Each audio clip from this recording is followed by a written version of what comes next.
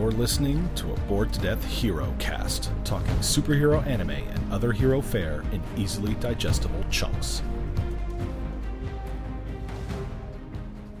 Hello again, ladies and gentlemen, and other assorted gender assignations. Welcome back to the Bored to Death Herocast. I am Jay, being joined by Sam. And we are here to catch up on 2 episodes of My Hero Academia Season 5 in dubbed. Well, I'm here to catch up on it.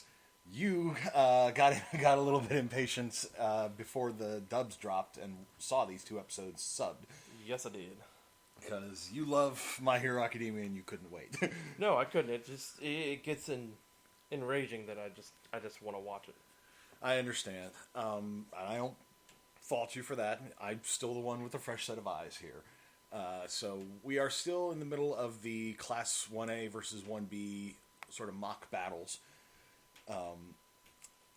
We've seen Shinzo make use of his brainwashing technique, making use of his new face mask thing to alter the way his voice sounds without it going through a speaker system or anything, because going through anything like electronic like that removes his quirk from the equation.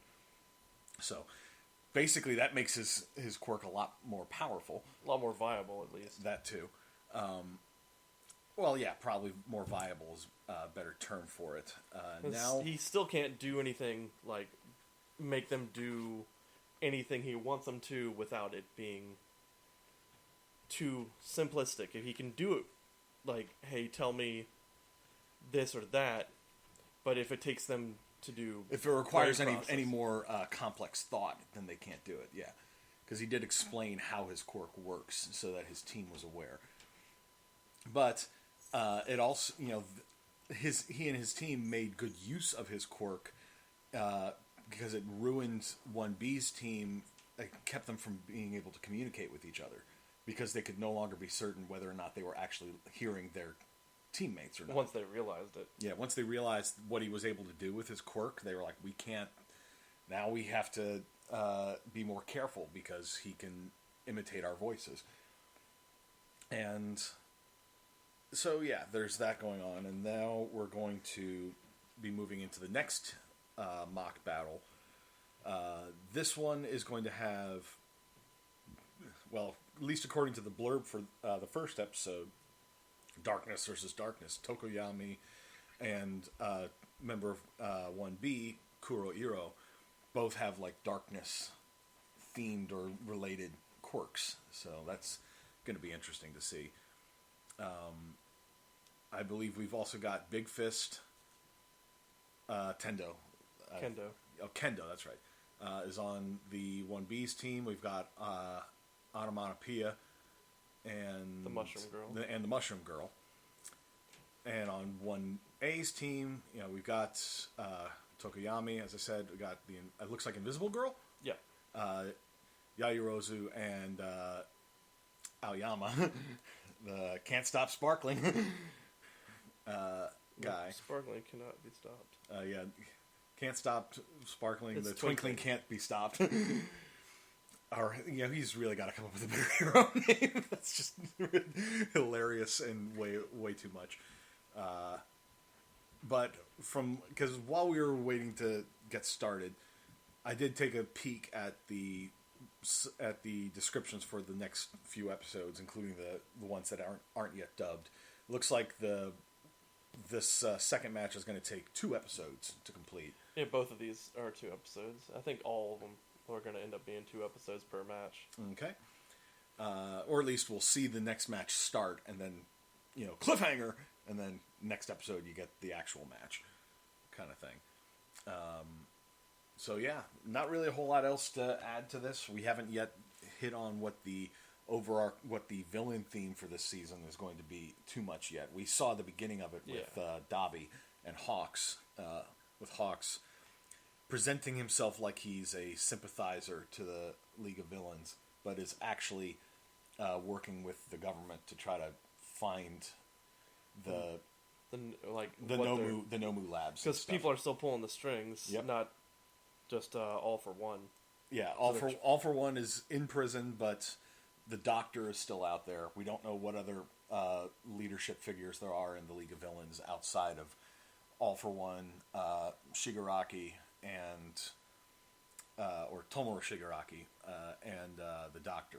There's got to be others besides that. Oh, yeah. But the Doctor is certainly one of the other ones besides Tomura that For sure. is a significant threat. But it doesn't look like we're going to be touching on those too much over these next few episodes. It's mostly just still going to be like in the background kind of stuff. And with Endeavor also struggling with his position as the number one hero and realizing I've made mistakes that I need to make up for. And I'll give them credit. They're actually, with that, they did make Endeavor far less of a jerk ass. It's like where he's more self-aware. He's more complex than just jerk ass dad. And then just jerk ass dad, I want to be the number one hero. I've got to surpass All Might, and if I can't do it, then it's going to be you.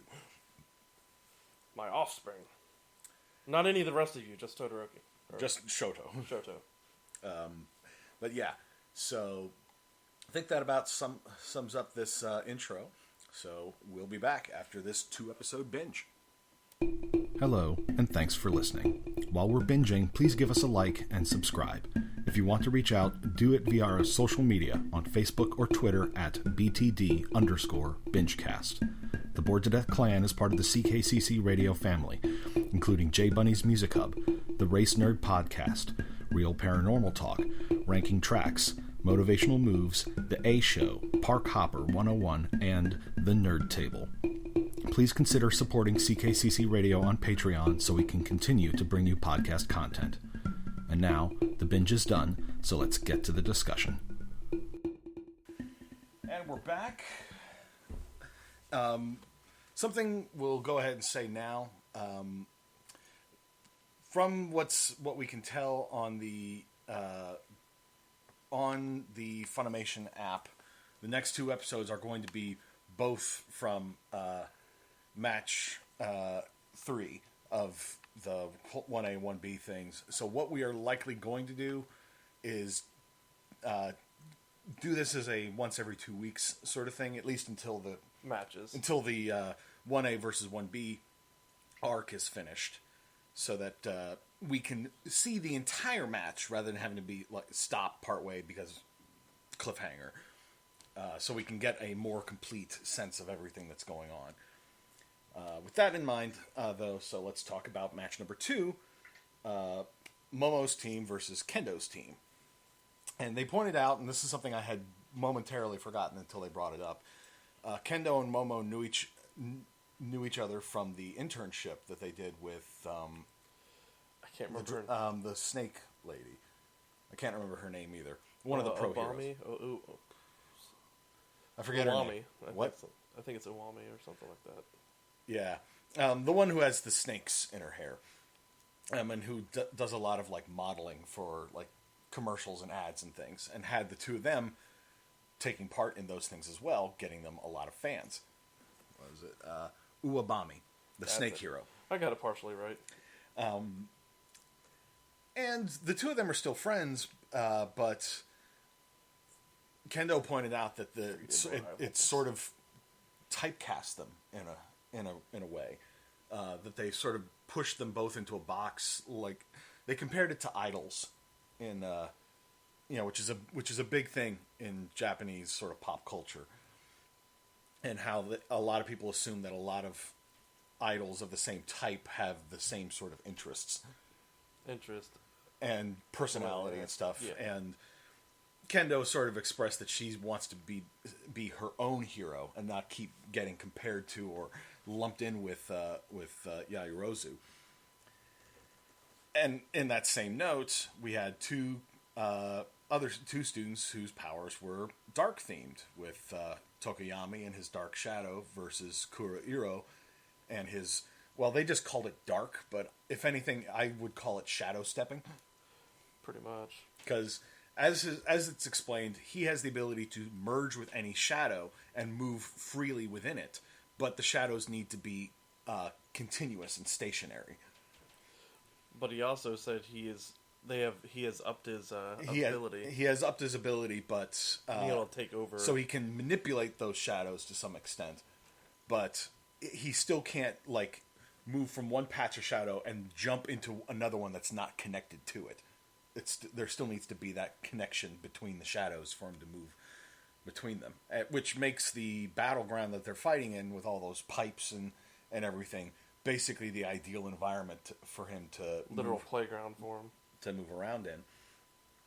But the episode opens, or at least episode was this like episode 4 of the season opened with Aizawa asking 1A students, what they learned from their match. No, it's episode 5.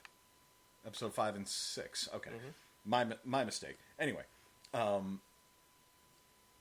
basically asking them what they learned from their match, like what weaknesses that they spotted, and most of them basically did point out the things that they got wrong or areas where they need to improve.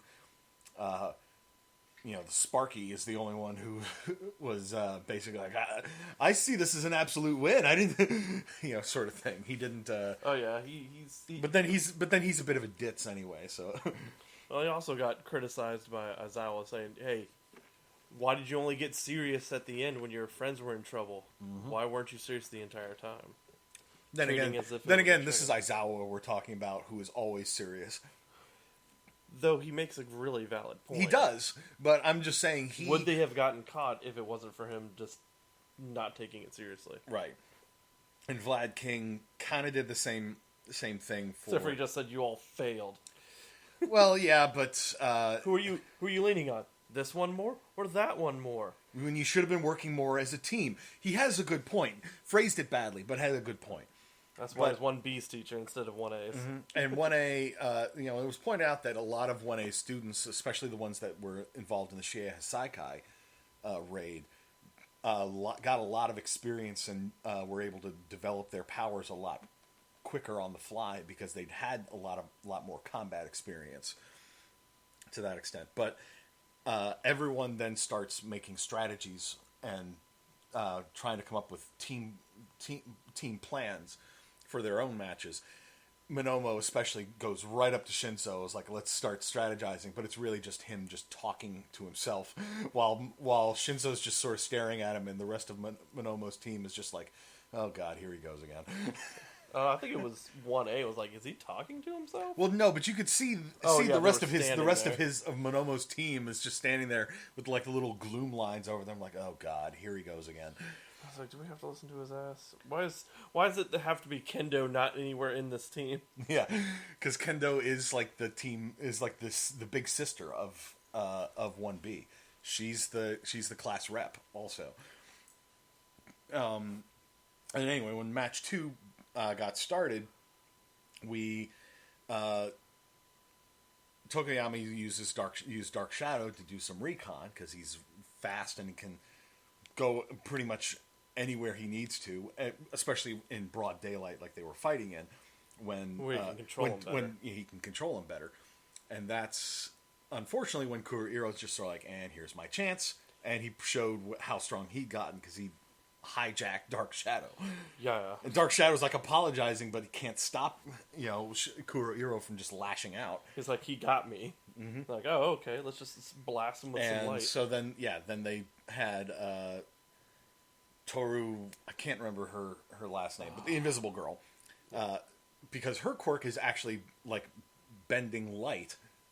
She uses it to make herself invisible all the time. I think she's just always invisible. She can't help that. But she can then use that light quirk to refract light and basically flashbang, and forced Kuroiro out into the open.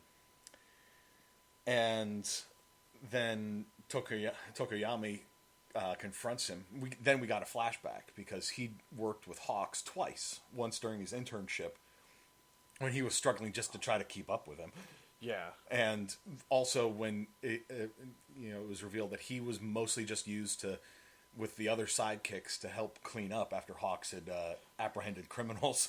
Because he's just zooming all over the place doing this, and they're just catching up, arresting the criminals and turning them in. Yeah, turning them in and then having to clean up more of what he's captured.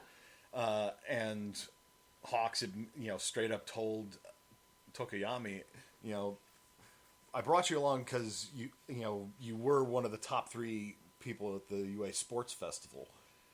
That was only kind of like 20% though. It was 50%. I wanted to ask you about the USJ attack, with the League of Villains, and yeah, Tokoyami didn't take that very well. He admits, I learned nothing during all that time. But then when he came back for his work study, again, invited by Hawks to do it, he showed, how much he'd grown because he'd learned how to use Dark Shadow and to fly. I'll get a little bit of a glide because he used him as like a helmet. And that's right. It gloves. was more gliding than anything. And Hawks was actually impressed that he was sort of catching up, just sort of like, hey, you got more potential than I thought. And then basically taught him how to use Dark Shadow to fly. And the way he does it is actually pretty smart because, yeah, as you said, he sort of like grabbed onto Dark Shadow and was using him more like a glider, but then using his cape to give him that shadow to sprout from, and then give him more freedom of more freedom to move around. Then he's able to fly, and that was something that Kuroiro was not prepared for. I don't think anybody was. Yeah, and everybody was kind of impressed by that. But was that you call it the Dark Abyss Fallen Angel? Yeah, no, it was Dark Abyss Dark Fallen Angel because he's an edgelord. Gotta add all the darks. And because Kuroiro, we should note, is just as much an edgelord as Tokoyami, if not more so. He was talking about how the two of them have a destiny, in darkness sort of thing. It was just like, I was like, wow. But Kuroiro's whole scheme was not so much to try to fight him face to face. That was all just a ploy to get him focusing on him so that he could slip around and try to separate Class 1A's team. And he started by going after Can't stop Aoyami. Aoyama, rather. And then Tokoyami was like, yeah, no, you can't stay away from me that easily. And so he grabbed him. Aoyama released his sparkles to light up the area, force him into the open. A naval buffet. Yeah. And then Komori, the mushroom girl, is just sort of like, and mushrooms for everybody. That's because they got him out into the open, and this was Plan B. Yeah, Plan B was, okay, we'll know if they caught him or got close to catching him when we see a bunch of light. Because that's how they're going to force Kuroiro into the open. And then it's mushroom time. Yep. On everything. And that rolled into the second episode, because Komori basically has the ability to spawn mushrooms because she's producing spores from her body like constantly. And then she has like little like misters to like hydrate them. I wonder if those are misters to hydrate or to spread her spores further. Maybe both. Because it could be both. A support item. Could be. But I didn't see him attached to her, but it did have like a little like squeeze ball on the back almost. Yeah, but that could just also be the water. True. Could be a tank for the water. But the thing is, it's not just one type of mushroom that she grows. It's any kind of mushroom. And she has control over which ones can spawn. We find that out later. We find that out later, yep. And then Manga, the onomatopoeia guy, who has the head that is basically a speech bubble. Speech bubble with a comic on the... the comic on the front is his costume, part of his costume. Yep. But his head is a speech bubble. And he can basically, using his voice, create the onomatopoeias and stuff from comic books and things, but the words will actually manifest and then have that effect. So he's causing explosions and make a giant wall to separate Momo from the rest of her team. because Kendo wanted to try to take out what they saw as the team leader, the strategist of the team. Not an unreasonable plan. And then we got like brains versus brawn, because Kendo's big fist ability is pretty strong. We didn't realize how strong until she started fighting Momo, who's producing like tungsten shields to protect herself, and Kendo is denting them with her punches. She annihilated the first Tungsten, in case you don't know, is a very strong metal. And after the first one got knocked away with ease, she's like, all right, screw this, 3. She makes 3 of them, and Kendo is still just like hammering away on like them. spamming punches like crazy. Just with the because she knows that the drawback to Momo's ability is she produces these things from her body, and it takes her time. She has to think about and she has it, to too. think about what she's doing, and that takes time. So she's like, if I keep up the attack, you don't have time to think, because they're still basing this off of the sports festival. Must be centuries ago, essentially. Well, how much practice they've done. But bear in mind, that was only like a few months ago for them. Sports festival? Yeah, this is still during their first year. Because All Might made a comment about how they're coming up on the end of the year. End of the year. I thought this might have been second year. I don't know. Because they've had summer. But I don't know how the school year works in Japan. I don't know if it starts in September and goes through the spring like it does here stateside, or if they start in January and it goes through the end of the year with just like a break, with like summer break in between. They also mentioned it was winter too. So yeah. So we don't know enough about how the Japanese school year works to feel bad for Invisible Girl out there in just gloves and boots.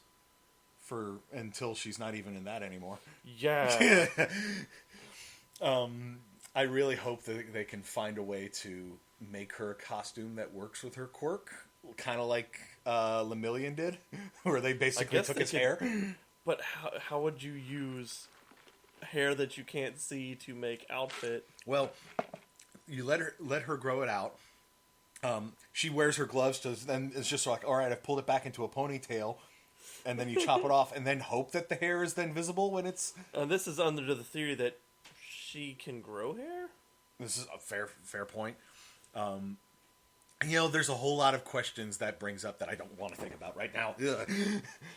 At any rate. But Kendo's just spamming attacks on her like crazy, trying to, wear her down. But the thing is...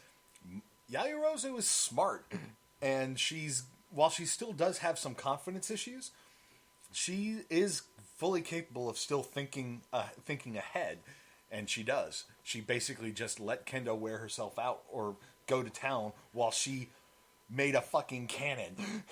She likes making cannons. And everyone was just like, oh my god, is she going to try to kill her? And it was like, nope. She then fires the cannon off into the distance. Kendo first thought that she was going to fire it to break the wall. Right. And we should note that even Aoyama was having trouble using his naval laser to punch through it. Oh, he couldn't even scrape it. Mm-hmm. And at any rate, she swings the cannon to get Kendo to back off, fires the cannon and launches something over the wall. And then when Kendo moves in for the kill, she then basically spawns a bunch of ropes out of it. We don't see We don't see what happens until later, exactly what happened from there. Because then we go back to focusing on Aoyama and Tokoyami, who catch Yaoyorozu's lucky bag. And... Is this a loot drop? Yeah, that was the thing that Tokoyami had said. Tokoyami, you're a gamer, I get it. And then we sort of cut back to Komori as she's just chilling in like a dark spot in the battleground, spraying the air with her little misters, and Kuroiro pops out of a shadow. We can't forget that the onomatopoeia guy made the moisture and the wet. Oh yeah, that's right. He completely cover to make the mushrooms grow faster and completely cover Invisible Girl. Mm-hmm. And, well, but then it turns out that the loot drop, one of the things that they had in there was ethanol, as basically to sanitize themselves, so that there was nothing for the mushrooms to grow off of. And Invisible Girl basically douses herself in this stuff. Well, I think they all did, but she doused herself in it, took off her gloves and boots so that they couldn't see her at all. And then Manga's just like, wham, getting creamed by her. And the funny thing is he's getting battered around. Words. Yeah, what? When a naked girl's going after somebody. Yeah. But she's just pummeling him like crazy with her fists and everything, as he's just sort of lashing around, and you can see like the speech bubble on his head being like, ow, what, where, what? It's a hilarious little moment. And one time when she gave him a big old punch, it was hit. Yeah. But back with Komori and Kuroiro, she's all like very happy to let her mushrooms grow and give mushrooms to everybody. And there was a definite sense in their interactions that he kind of likes her. Yeah, I think he really likes her. Well, they kind of also pair up real well. Yeah, because mushrooms grow very well in dark places, and he is very much at home in dark places. But yeah, like the way he was talking with her was just sort of like very sort of hesitant and like, "Hey, Komori." Yeah, and he also did like internal monologue about how he's so happy that he impressed her. Yeah, that was another thing. But then he's suddenly like, Komori, do they know where we are? Do you think they know where we are? Or can see us or something like that? And then suddenly we see Tokoyami come flying in wearing thermal goggles that Yaoyorozu had made. That was part of the loot drop. Because now, with that, he knows exactly where they are. Especially built for his head. Mm-hmm. And so she had to have had this fully, purposely planned like realized in advance. Like, before the match. Mm-hmm. And the dimensions of his head with the beak and everything. Which further proves just how smart she is to keep that sort of thing in mind. Yeah, how far ahead she thinks.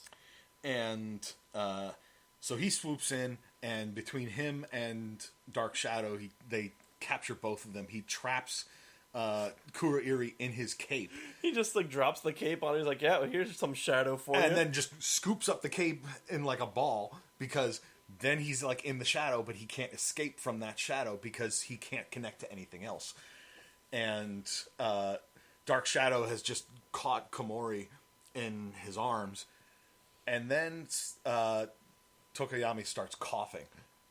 Then shit gets real. Because Komori had basically had a particular kind of mushroom that she hadn't spawned yet.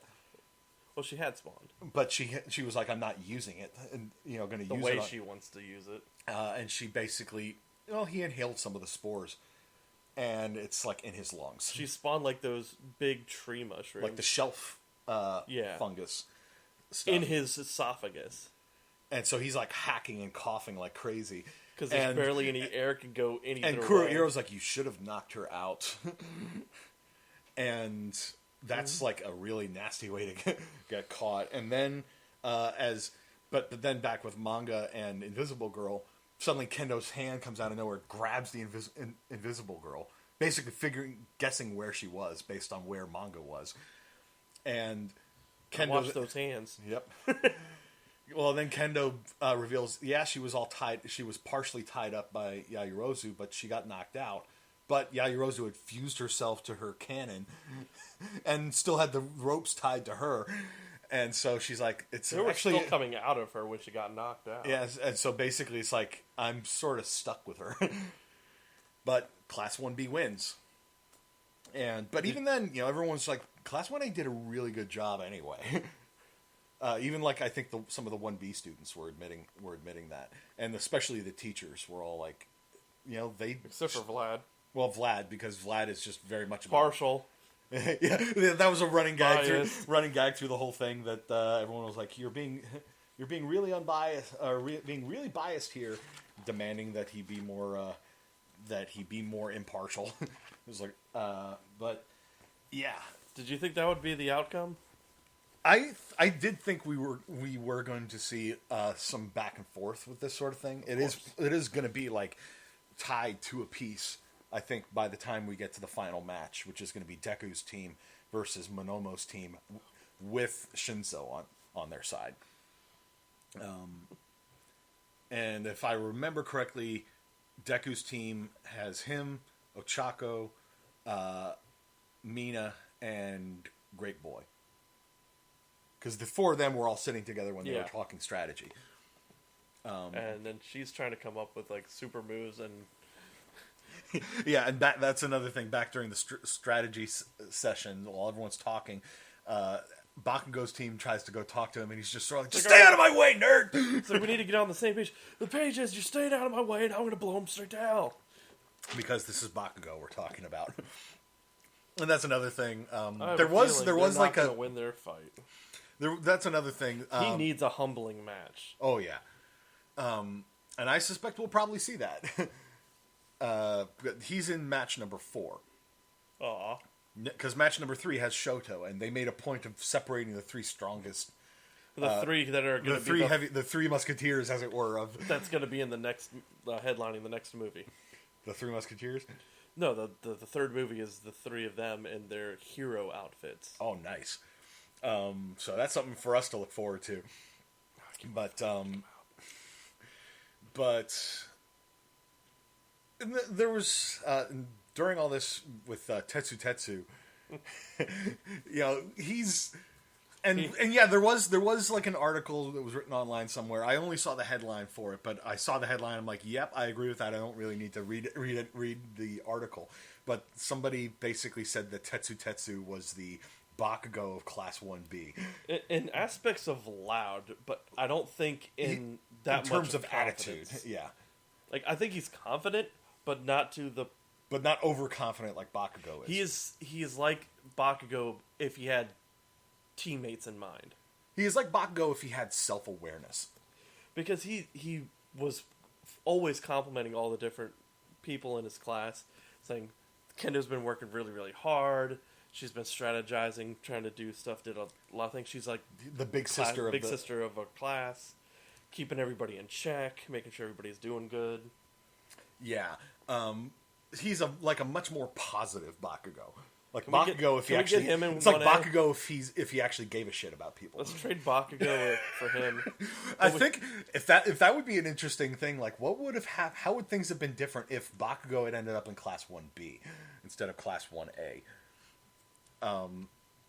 And you had Tetsu in Class 1A instead.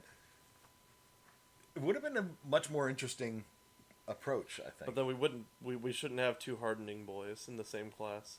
This is true. We'd have to trade him too. But it was a good couple of episodes. Next one is going to be Shoto's team against... literally called Match 3. Yep. And then Match 3 conclusion. They don't all need to be, over the top, like, make it happen, Shinzo! Operation New Improv moves and stuff. Foresight. Make it happen, Shinzo. Clash! Class A versus Class 1B. All hands on deck. Class 1A. Don't you love the picture? Yeah. Bakugo just screaming at everybody like normal. Yeah, we're looking at the thumbnails on Funimation here. But, yeah, it was a good couple of episodes. Next couple are going to be Match 3, and then presumably the next 2 will be Match 4. And then we'll finish it off with Match 5. And presumably by then the villain arc will pick up again. During Match 5, in between, is going to have some... like a little bit showing more of what the villains are up to? I think that's going to happen. Probably. If we don't get some development in between some of the match fights. But yeah, that I think is all really. We didn't get too much here. We got a little bit of backstory, or sort of filling in what you missed with Tokoyami and his internship and work studies, which is fine. We don't need to go full in depth on a whole lot of that stuff. It's nice to know their abilities and their names, hero names, and seeing like how they came to learn these new techniques in some cases. But that I think is going to wrap it up. Unless you have anything else to add. early predictions of next match. I do think that 1A is probably going to win the next one. Although I could just as easily see 1B wins this one, but then 1A wins match 4 before we get the deciding match between 1A and 1B with match 5. But I don't really know. It's because I'm not as familiar with 1B and like who all's on what team to know what we're going to be dealing with. So I couldn't really say. Got to put down a hard prediction. All right, fine. 1B is going to win match 4. 1A will win match 3. I think we are going to go back forth with it. Okay, so we'll go back and forth. Got it. And then, but as for who wins match 5, that's a little. What would be the deciding factor in the next match, or who? Shoto. Because he is so. We saw in the preview, he basically like covers the entire battlefield with ice. And he actually didn't do just like he did with that like in the sports festival. Looked like he made a ring, just maybe to trap the other team inside. But I do think, well, Tetsu's in the next match, so presumably we'll see what else he's learned with everything. But yeah, I think that's about all for this edition of the Herocast. So that's it. Then for Sam, I am Jay, and we will see you next time. Bye-bye. Plus Ultra. Thanks for listening to the Bored to Death Bingecast. Be sure to check out our library of past podcasts via CKCC Radio or via our YouTube channel, and give us a like and subscribe. We'll see you after our next binge.